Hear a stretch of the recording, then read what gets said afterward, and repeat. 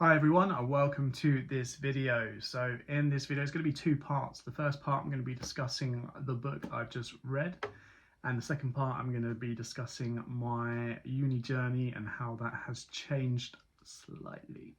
So I know I said I was going to read the first three short stories in this book here, Sheridan Le Fanu, In a Glass Darkly. This book is a collection of 3 short stories and 2 longer short stories which could be termed novellas. So my aim was I was going to read the first 3 short stories, and then I thought by that time I would be halfway through the month and I would then crack on with Dickens and A Christmas Carol, and also the second book in his Christmas books collection, which is The Chimes, I think. Anyway, I ended up reading the whole of this book. It was that good for me. While all the stories in it are standalone, you can read them without having read any of the others.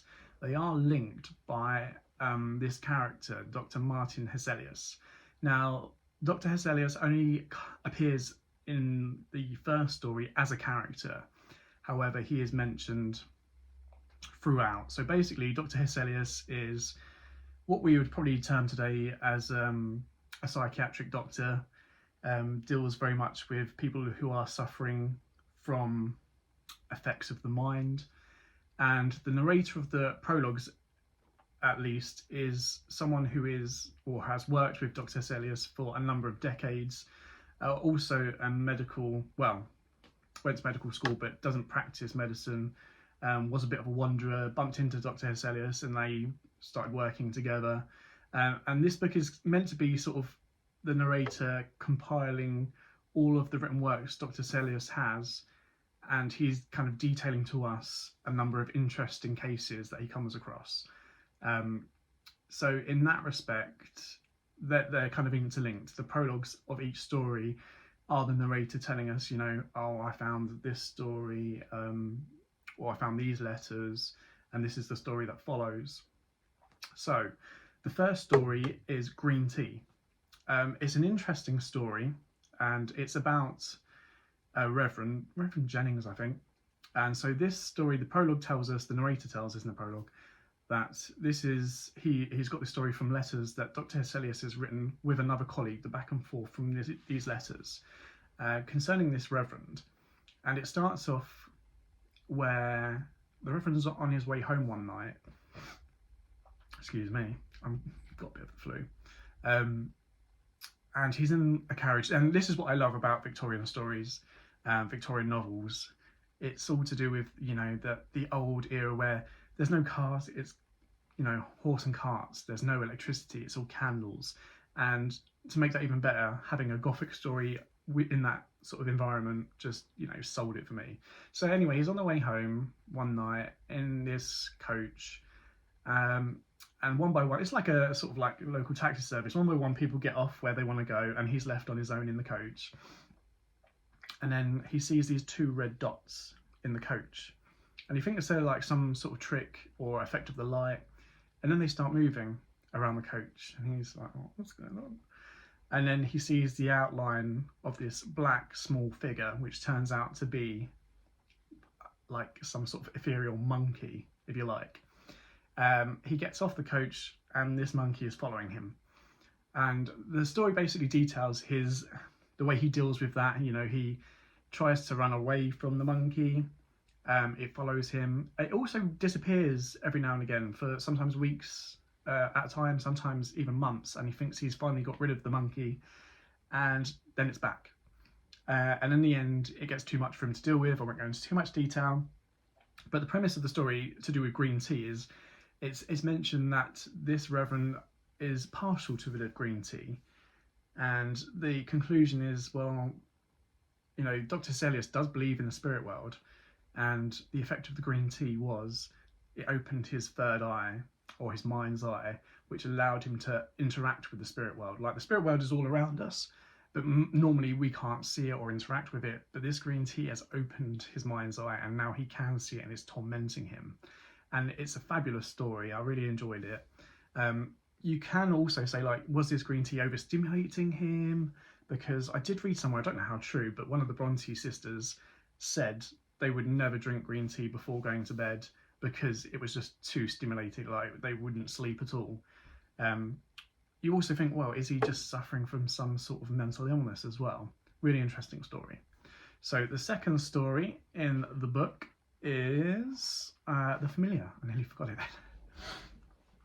Also a bit of a supernatural story. The Familiar deals, is set in Ireland, in Dublin, and it deals with an old Navy general, is it? Or someone who was in the Navy anyway, who's come back home. He is engaged to be married, which it comes across quite strange because he doesn't seem the most maybe personable sort of person. You know, he's polite enough, you know, but he doesn't seem like the sort of type to maybe get married. Anyway, one night he's walking home from his betrothed, who lives with her aunt or mother, can't remember. And one of them, I think they live in North Dublin, he lives in South Dublin. He's got a bit of a walk anyway, and he hears these footsteps behind him. And he thinks at first they're just an echo of his own footsteps, so he tries to recreate it, but he can't. And then all of a sudden, the footsteps are out of time with him. So he'll be walking normally and they'll be going faster than him or really slower. He's obviously turning around, there's nothing there, and he's a bit like, oh, okay, I just want to get home now. Anyway, he receives a note at some point to say, you know, you'll be wise not to take this route home anymore, don't walk on this road. I'm telling you now, don't do it. Signed, The Watcher. So he's like, okay, I don't know if I really believe this, but, you know, well, maybe just won't use that way for a little bit. And then it happens again. He walks the road, he hears the footsteps, and he feels that he sees a figure, and he gets another note. And basically it turns out this sort of like little man is following him around, accosts him a few times in the street. And it's an interesting story. I don't want to give away too much to anyone who does want to read it. But once again, doesn't really end too well for him with this figure who's following him around. So that is the second story. The third story is the Justice Harbottle, or Judge Harbottle, should I say? Mr. Justice Harbottle, there we go. This is another sort of supernatural story.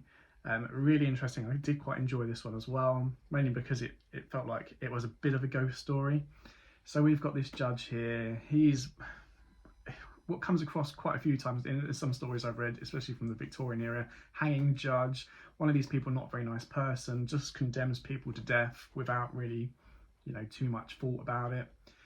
Anyway, he's kind of accosted one night in the street by an old gentleman who kind of tells him about a plot against him, and he's saying, you know, there's people out for you, be careful, and if you're going to try this certain person, just maybe think twice about it.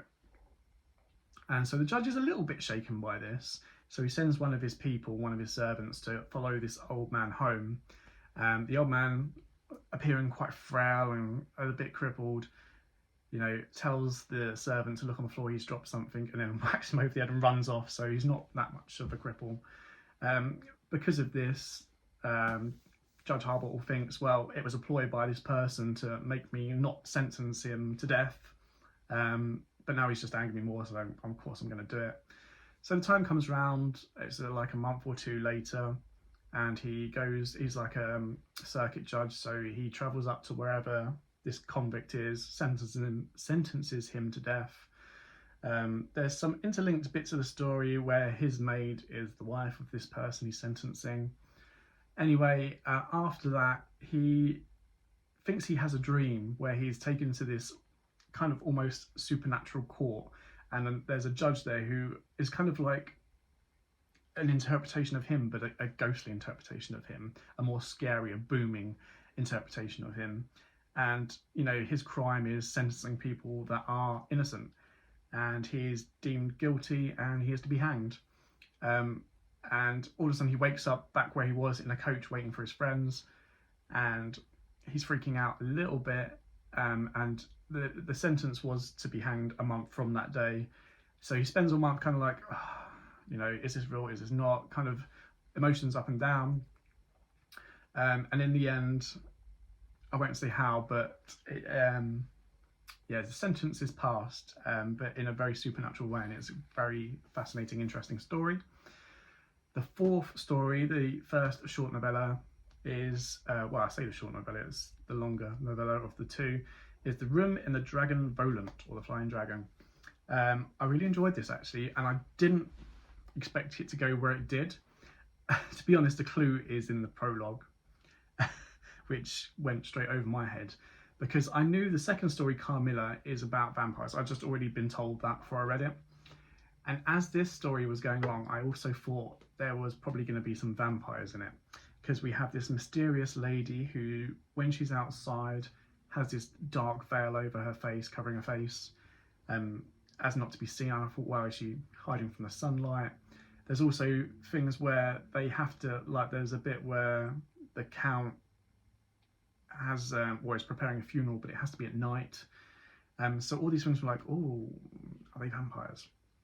Basically, it's a story about a young man from Britain. They're in France, I believe, just after the Napoleonic War ends. This young man has just had this massive inheritance, so he's quite rich. Anyway, he's travelling from somewhere in France on his way to Paris or something like that, and he comes across this carriage which has been broken down, don't know how, and he wants to be sort of like the hero and kind of help, especially because he sees a young lady's hand, and he's being a young man, fascinated by young women, so he stops to help, offers his help, and sees that there is this young damsel in this coach, and he's very taken with her, considering he's never really spoken or met her. So he tells his coach to follow their coach. They stop at this inn. He also says, yeah, I'm going to stay at this inn. Gets a room there. Ends up helping him out a little bit. And then he goes to Paris. He's at this first hotel met by some gentleman who kind of, what's the word I'm looking for? He takes him for someone else. Like, he's got the same surname as someone he's looking for, but it's not the right person. But he becomes friendly with him and tries to help him and say, you know, I'm from these parts, I'll help you out. Anyway, they go to Paris. They end up going to some party in Versailles. He stays at this place, the Dragon Volant, and there are some stories about a couple of people that have gone missing from the exact room he's been given. And it's kind of like, sets the scene a little bit, you know, these random people just go missing and never being found again. And he's infatuated with this countess who's married to the Count. Obviously, the Count is about 40, 50 years older than the Countess. She makes out that she is miserable, he's tyrannical, and she wants to escape him, so she tries to get the young man to help her. She makes out that she's got money herself, but, you know, she needs his help and his money to escape. And the plan unfoils, and I won't give the ending away, but it is really interesting. It's not supernatural in the slightest, but it is a good sort of gothic crime story. And what I was saying about it's in the prologue at the beginning, so he's detailing old sort of medieval drugs that were used by highwaymen and bandits to overcome people so they could rob them. And that went over my head, and I went into a story about vampires. But really, I really like, that's probably, out of all 5 of the stories, that's probably my favourite. So definitely worth a read, that one. The last story is one that most people have heard of, and it's the one that I was recommended to read, is Carmilla, and that is the vampire story. Once again, I really enjoyed how it was written, the build-up, the introduction of the characters, where it went, the sort of twists about who Carmilla really was. Story set in a little town in Austria, and it's basically to do with this young girl, Carmilla, who with her mother is travelling through the town, and their horses and coach crash right outside the house of this older gentleman and his daughter.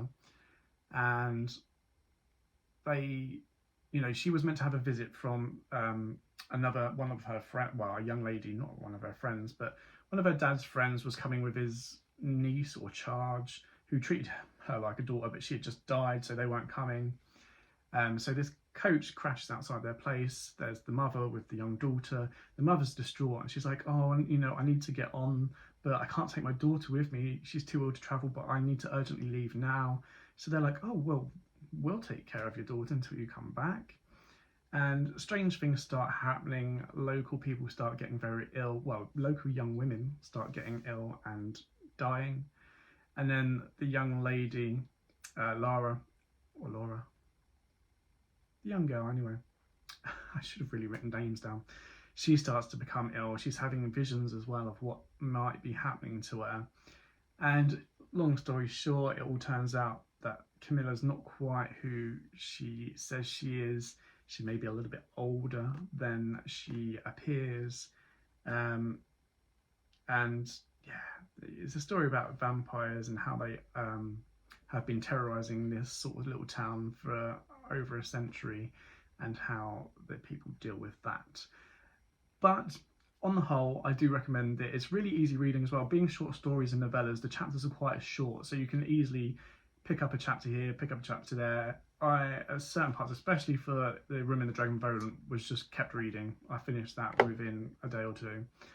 Really enjoyed it. But that is my take on Sheridan Le Fanu in A Glass Darkly. If you like sort of dark gothic stories from the Victorian era, I highly recommend it.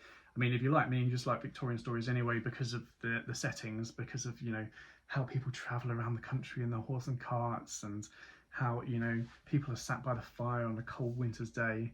Add a gothic story to that, and I'm sold. So if you have any recommendations about similar stories like that, whether they be short stories, novellas, or full-blown novels, do let me know, because that is sort of where I'm most interested at the moment.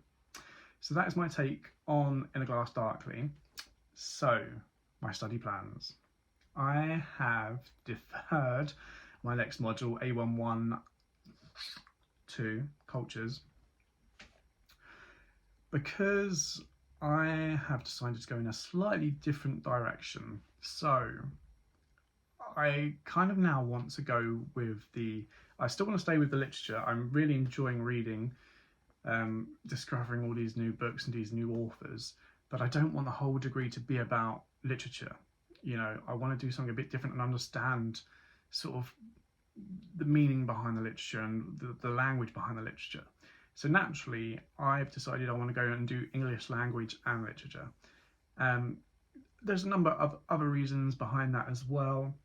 Part of me is thinking at some point it might be nice to move abroad, teach English as a foreign language, and obviously there are courses you can do for that. There's the TEFL and the TESOL, which you'd probably have to do as well, but it might be nice to have an English language and literature degree on the side. Plus, I didn't want it to all be about literature, and it's quite nice to see, how our language has progressed from its early days. And I'm very fascinated about sort of Old English and also Old Norse. The whole reason I went towards English in the first place and arts and humanities degree is I saw a master's, online distance learning master's in Viking studies, which had a lot of Old Norse in, but one of the requirements was you needed sort of like a humanities degree like English. But yeah, I'm very fascinated with Old Norse, Old English, and obviously English language degree, there's parts of it which do look at the history of the language as well. So that's another reason I kind of swayed towards that. Unfortunately, with the English language and literature, I've done A111, which is the first 60 credits for the literature part, but for the first 60 credits of the language part, it's L101, Introduction to Language Studies or English Language Studies, that only runs once a year from October. And obviously I've missed a deadline this year, so I have to wait until next October, which, to be honest, because I'm self-funding, isn't the biggest crime of the century. I could do with a few extra months to save up a bit before I have to start paying out for it. But that is my plan. Hopefully, I think I'm pretty much stuck on that now. I've been through a whirlwind of history, classical studies, English literature, but I am really focused on the literature. I'm loving reading. but I also want to do something a bit more meatier, kind of to understand the words on the page, not just the meanings from the author, but the meaning from the language as well. So that is my plan. It's not going to change. We'll see. Anyway, thanks for watching. That's this video. Next up, I'm going to be reading Dickens' A Christmas Carol. I've already started that. I'm on the stave 2. And I also want to get in the second story, The Chimes. I think it's called The Chimes. Just because I think that'd be good to do before Christmas. And then between Christmas and New Year, I will do my sort of TBR for the first part of 2024. I'm going to try and pick a book for each month, January to June. So 6 books. I'm looking at which ones. There's a few that I definitely want to read straight away.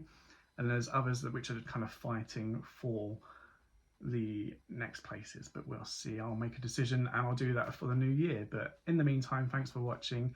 Any recommendations, especially on Victorian Gothic literature, down below in the comment section, please. Yeah, thanks for watching, and until next time.